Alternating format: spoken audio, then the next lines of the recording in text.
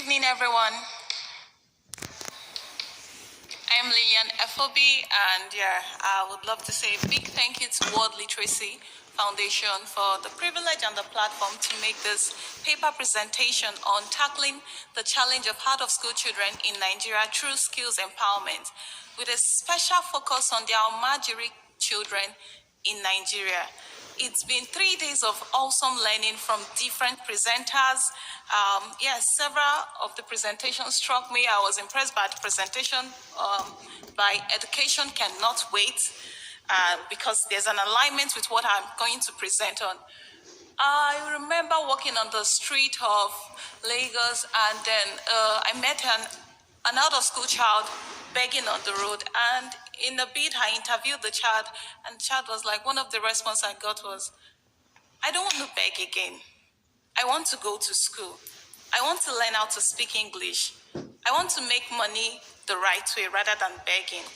And this is what you get in the over 75 million out-of-school children, or 75% out-of-school children in Nigeria that makes up the Almajiri children.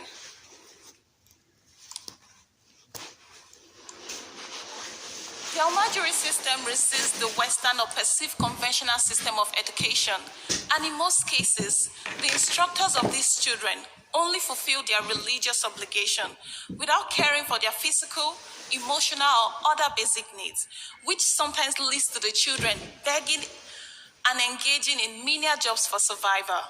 They also become vulnerable to being recruited into criminal groups.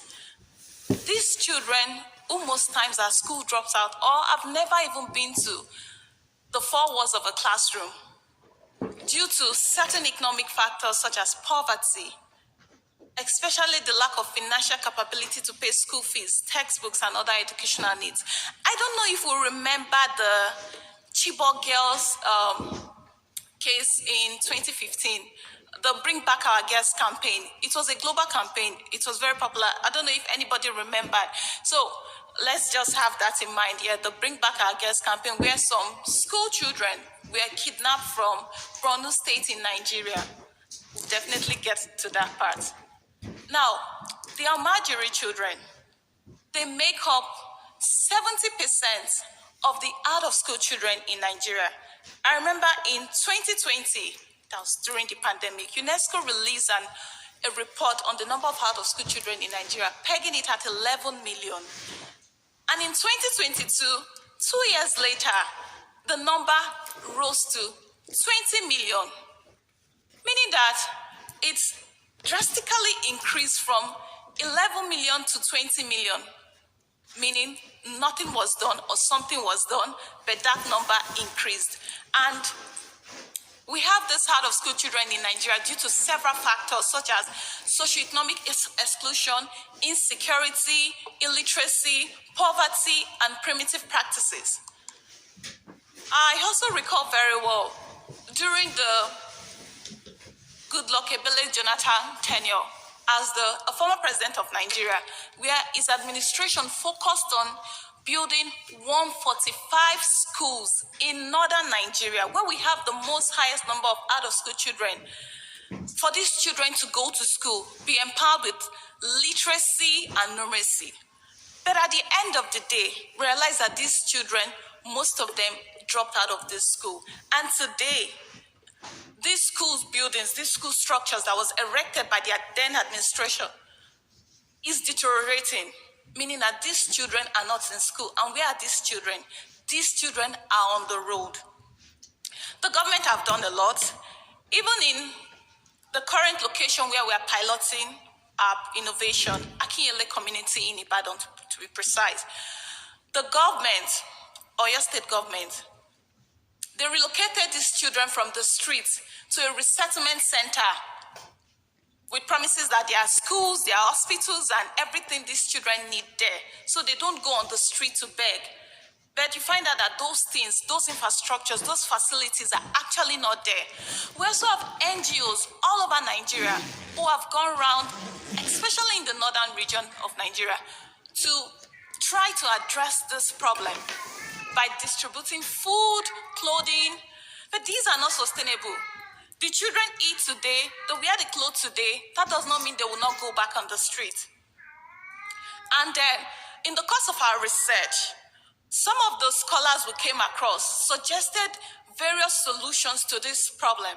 And one of the scholars was Adetola in 2018. He argued that some of the strategies for reducing out-of-school children in Nigeria can be hinged on increasing literacy levels, sensitizing parents on the importance of education, and bridging the gap of inequality between the rich and the poor in the society. He also stated that reasons for out-of-school children in Nigeria are numerous, including the Boko Haram insurgency. I remember I mentioned the Chibok girls, and the Chibok girls were children kidnapped by the Boko Haram terrorists in Nigeria. Up to today, some of those girls are not yet back. Poverty, illiteracy, and poor parenting. Barriers in educating the girl child due to sociocultural beliefs and pursuit of financial wealth. The then president said, Goodluck Ebele Jonathan, former president of Nigeria, said that his vision and philosophy of development is the development of a people that is based on education, as there cannot be a functional society without a functional education system. Noting that education remains the key to change the country, not just Nigeria, but globally, all over the world. We already had that education is a civil right. If no child have access to education, then that's a big problem for the society. That's a big problem for the world. And that's where our innovation comes in. Having seen that the government, the non-profit organizations, and even the academia have come up and tried to address this challenge, but seems to have come up with something sustainable. That's where we come in with our innovation called Skills on Wheels Nigeria Limited, aimed at fostering socio-economic inclusion of out-of-school children in Nigeria. And through the Skills on Wheels emanates a project called Skills Drive, which is targeted at out-of-school children with special focus on Almajiri children. Now, these children are average of 10 years and above, and like I said, they go on the streets to beg. If you visit Nigeria today, you would see these children literally in the 36 states of Nigeria. In Lagos, in Abuja, in the northern region, you have them in IDPs camps. You will see them everywhere. Now, some of them follow their parents to beg. The community we piloted with, they are quite special or complex, I would say, because their parents are persons with disability, meaning these children have no life on their own except to take their parents to go and beg. From whatever proceeds they make out of begging is what they use to sustain or to feed on. They don't know how to read or write. Some of them have not been to the four walls of a classroom. They dropped out of school or have never been to school at all. Now, these children, they detest begging. No child wants to beg, but situations and circumstances put certain children on the street to beg. They have dreams of leaving the ghetto. The ghetto is like a slum, underserved communities. No child wants to be poor. No child wants to beg. Every child wants to go to school, but these children do not have the opportunity, and this can be due to some religious factors too. Now, because their parents are persons with disability, they do not have any hope of change. They want empowerment for their children, but they have to keep on begging. If not, because if they don't beg, they will be lured by terrorist group or even bandits or even kidnapped by traffickers. And then, in the course, they might actually die. Their leaders are malams or afars, malams basically. And organizations do come to that center. So in every state in Nigeria, we have centers where these people, this set of people are located, Almajiri children. Now we have organizations going there to distribute food. Like I said, it's not sustainable.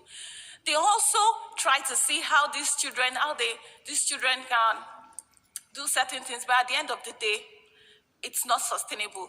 Now, through Skills on Wheels, we are looking at empowering these children with basic literacy and numeracy skills, financial skills, vocational entrepreneurial skills, so they can be socially included in the society, financially independent, useful to themselves and to the society at large. How do we do this? For every child that will be selected to undergo the literacy and numeracy skills, he or she must be 10 years above to be trained on a technical skill, 4 years and above to be trained on literacy and numeracy skills with the permission of their parents. Their parents have a huge influence on their life. And the literacy and numeracy skills is for 9 months, the technical skills for 12 months, depending on the type of skill the child has desire to learn. We do not say, tell the child, go learn this skill. The child decide that this is the skill I want to learn. And after learning, we establish them with a little seed grant so they can establish their businesses and also train other Almajiri children. We cannot address the 20 million out-of-school children in Nigeria, and that's why we come up with a solution whereby training some of these children, they in turn train other children coming after them. And some of the ways we do this, we also do follow-up, monitoring and evaluation. The products that have been made by these children, we sell them in trade fairs so we can generate more funds that would be used to support these children by the time they start up their businesses. Now, one of the things we hope in the long term is through our innovation, we are improving the human capital index in Nigeria, because the human capital index in Nigeria looks at education for children, and we're also improving the security situation. I spoke with one of the presenters, and he was like, yeah, he should have come to Nigeria to present a paper, but every time he mentions coming to Nigeria, and not just Nigeria, but some other sub-Saharan countries facing terrorist activities, his wife is scared due to the terrorist activities of Boko Haram in northern Nigeria, which has also impacted some other parts of Nigeria. And by the time these children are on the streets, they can be lured by this terrorist group to become a part of them. And if you think that it's not something to be worried about, maybe because you're in the western part of the world, you have those children migrating to other parts of the world, and sometimes they tend to want to migrate to the western part of the world, and then that becomes a legal or illegal migration problem.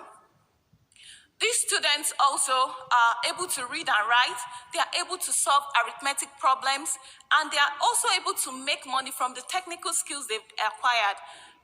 We are also looking at reduction in the incidence of primitive traditions such as early girl child marriage and female genital mutilation.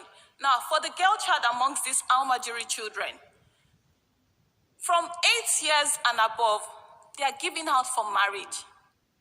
And by the time they're giving out for marriage, they're not fully matured. They get pregnant, they face obviously some certain challenges that females tend to face if you're not fully matured, such as FGM and other challenges. They also face domestic violence, domestic abuse. Now that is why we're empowering these children with technical skills so they can earn themselves and not have to rely on a man. And one of the things we also did was to empower their parents with soap making skills. So soap making skill is detergent making skill. We empower their parents with this skill, taught them how to market and distribute this soap so they don't have to go on the street to beg, because these children have to take their parents to beg. We can see where these children are learning, using stones to learn arithmetic and also literacy. Some of them have never been to the four walls of a classroom, and they have dreams too, just like us.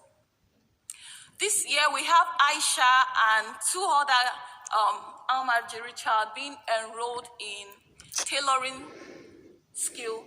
I think they are 3 months into the training, and this will run for 6 months, 9 months. So by the end of 9 months, they should have learned how to sew a dress, sew a cloth, and we will set them up, establish them. The goal is by the time we establish them, they also will train other children. So we don't have to be there in that community for long. Like I said, these children are everywhere in Nigeria, and the goal is to move from one community, from one state to another, to see how we can reduce the number of these children on the streets in Nigeria, which in turn will affect or improve security situation in Nigeria. In the short term, we are addressing the problems of hunger, begging, and child labor among children. And in the long term, we hope to address the problems of illiteracy, poverty, and insecurity. Now, this innovation can be applied in any other country or in any other context where you have children who go on the street to beg, children whereby religion have limited them from acquiring Western education, but these children personally want to learn. They want to be able to speak English. They want to be able to interact with other people. They have dreams. They want to go to school. They want to earn. They don't want to beg on the street. You know how degrading it is for a child or even for an individual when you beg on the street and then people look at you like you're a menace to this society. Some of the SDGs we are addressing just by working on our innovation: SDG 1, no poverty, zero hunger, quality education, gender equality, decent work and economic growth, and reduced inequalities. By our innovation, we are ensuring that these children are socially and economically included in the society. They don't have to be segregated because they beg on the street or because they are Almajiri children. Yes, there is no innovation or solution without a challenge. We've encountered certain challenges such as funding.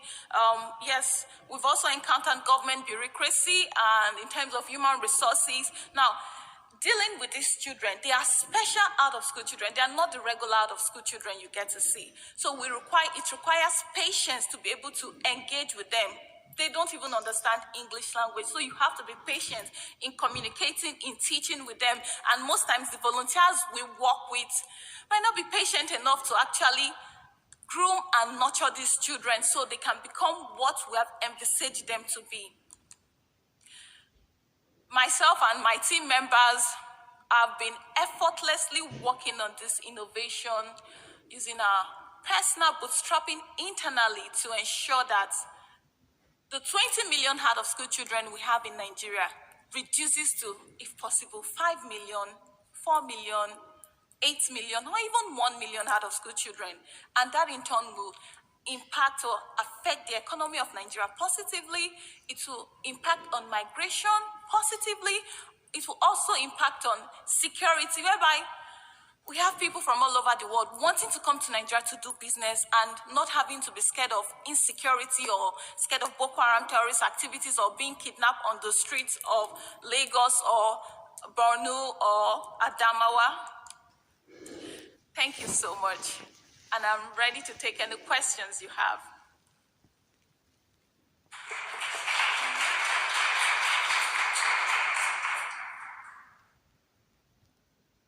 I have some minutes for questions and I'm ready to take it.